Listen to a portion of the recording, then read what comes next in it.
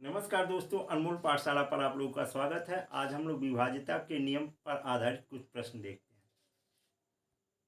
अब देखिए, इस प्रश्न में दिया है 6, 7, 3, 5 स्टार 1 में स्टार का अल्पतम मान क्या होगा जिससे प्राप्त संख्या 9 से पूर्णतः विभक्त हो। तो यहाँ पर ये बताया गया था 9 के लिए कि जो संख्या जो दिया गया हो उस संख्या के सभी अंकों का योग 9 से विभाज्य होना चाहिए। तो यहाँ पर क्या क्या दिया है, 6 धन 7 धन 3 धन 5 धन यक्स धन 1 स्टार की जगह पे यक्स मान लिए। अब देखिए 7 6 13, 13 3 16, 16 5 21 और 1 22 और प्लस यक्स।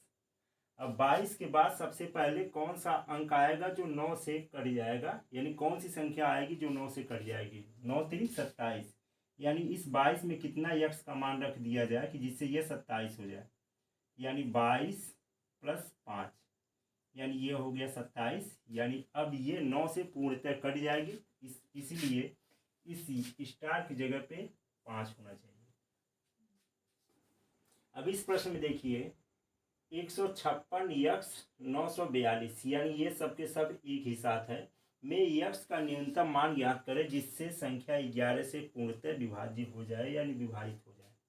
तो अब यहाँ पर देखने के लिए 11 के लिए क्या कहा गया था, जैसे संख्या आपका ये है 156 यक्स 942, तो नियम में लिखवाए थे कि संख्या के सम स्थान और विषम स्थान के अंकों के योग का अंतर 0 या 11 से विभाज्य संख्या हो, या सीधे सीधे ये कहे थे कि दाहिने हाथ की तरफ से एक एक अंक लेकर के इस तरह से जोड़ लिया जाएगा।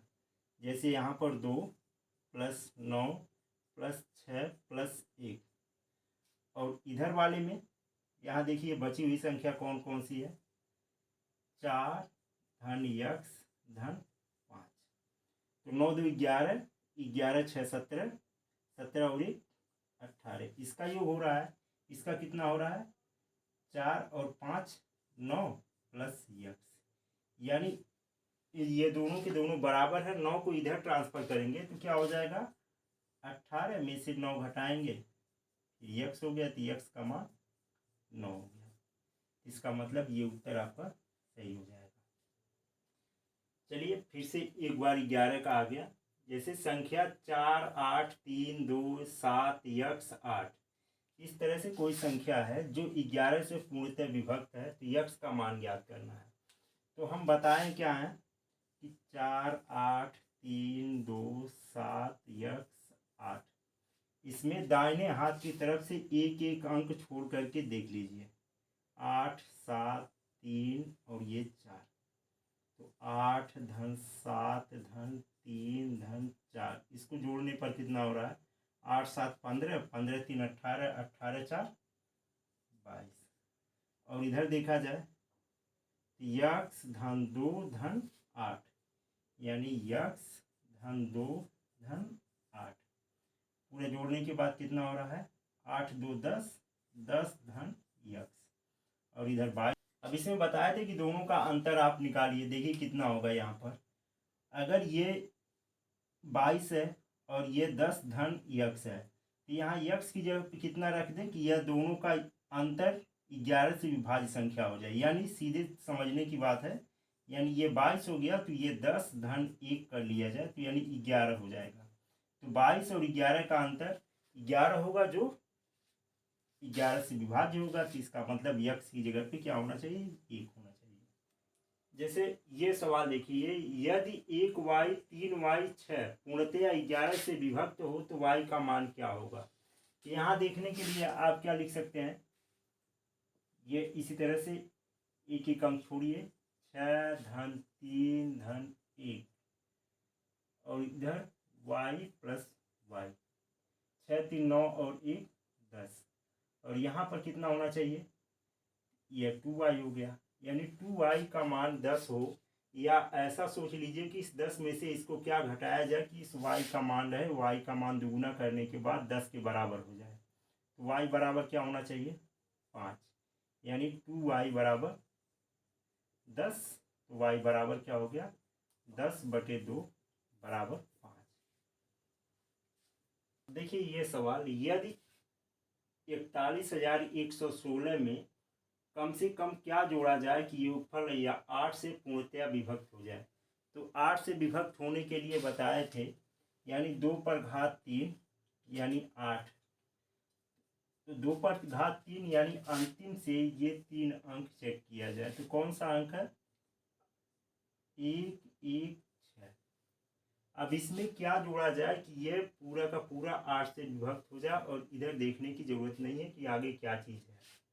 तो बताइए कि अब सबसे पहले ये देख लीजिए कि 8 से विभक्त होने के लिए क्या जरूरी है। सबसे पहला चीज़ कि यहाँ पर यह सम अंक होना चाहिए, 2 4 6 8 10 0।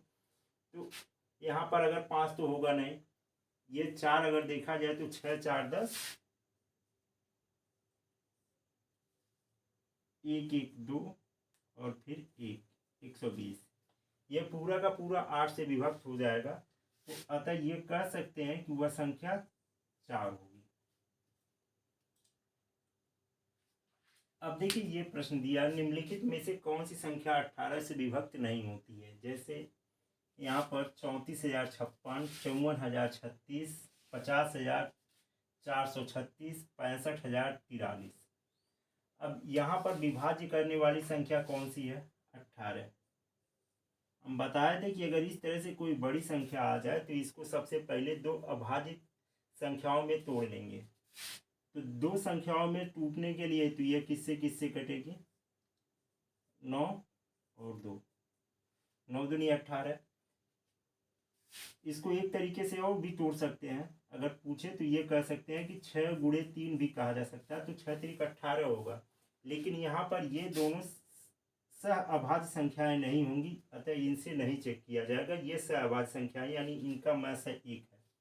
तो अब 2 से विभाजित करने के लिए क्या देखा जाता है कि इकाई अंक सम होना चाहिए। तो यहाँ पर कह रहा है कि कौन सी संख्या नहीं होगी, तो इसका मतलब ये इसका इकाई अंक 3 है, तो इसलिए ये संख्या विभाजित नहीं होगी। अब बचे हुए को चाहे तो 9 से चेक कर सकते हैं, ये भी 2 से कटेगा, ये भी 2 से कटेगा, ये भी 2 से कटेगा। 9 से सबको आपस में, जैसे 5 4 9 6 3 9, 5 4 9 6 3 9, 5 4 9 6 3 9, यानी सबके सब 9 से कट जा रही हैं और 2 से भी, इसलिए 18 से भी ये कट जाएंगे। अब देखिए ये दिया, निम्नलिखित में से कौन सी संख्या 24 से विभाज्य होगी। अब 24 को भी 2 भागों में तोड़िए। कौन कौन सी 2 भागों में तोड़ सकते हैं, एक सीधे सीधे दिमाग में आएगा, 12 दूनी 24। दूसरा 6 गुणे 4 कर लीजिए, इसके बाद 8 गुणे 3 कर लीजिए। तो यहाँ पर कौन सी संख्या सह अभाज्य संख्या दिखाई दे रही है, ये तो सह अभाज्य होंगी नहीं, ये भी सह अभाज्य नहीं होंगी, लेकिन ये दोनों के दोनों सह अभाज्य संख्या होंगी। यानी इसमें 8 से और 3 से देख लिया जाए, जो कटने वाली संख्या होगी वही आपका 24 से पूरा पूरा कट जाएगा। तो सबसे पहले 3 का आसान नियम है, सबको जोड़ना है। तो 3 वाले में देख लीजिए, देखिए यहाँ पर 8 और 1 9, 9 7 16, 16 5 21, 21 3 24, यानी ये पूरी की पूरी 3 से कट जा रही है। यहाँ पर देख लीजिए 6 3 9, 9 दूनी 18, यानी ये भी 3 से कट जाएगी।